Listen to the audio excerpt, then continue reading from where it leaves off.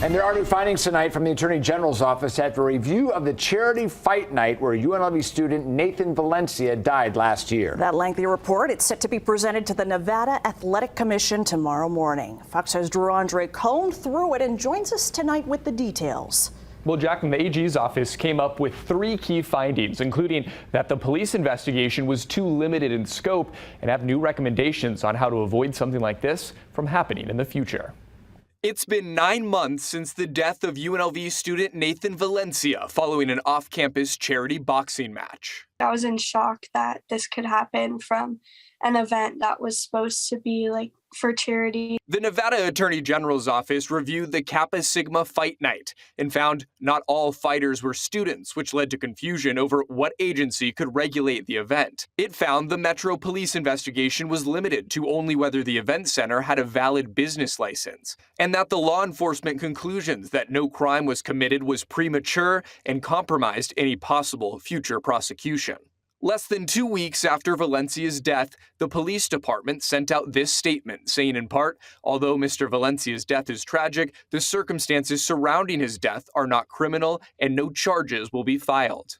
Since the fight night was not sanctioned by USA Boxing or the Athletic Commission, the AG's office says many safety protocols were not followed, including no pre-fight weigh-in, pre-fight medical physical, inspection of gloves or headgear, certified referee, doctor at ringside, and ambulance staged at the event. We have videos showing that the referee was drinking, as well as the judges, during the event.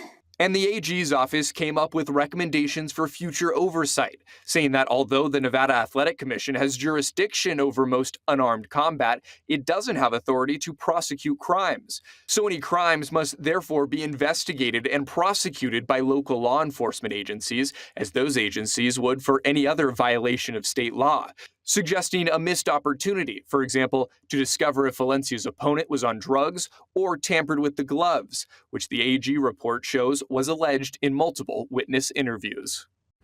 And the AG's office concluded that the charity boxing events like this should only include experienced and well-trained fighters.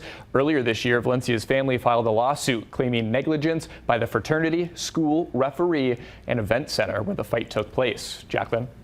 And again, the Nevada State Athletic Commission is set to discuss the report. It's at their meeting tomorrow. We will have you covered right here and all the updates right here on Fox 5.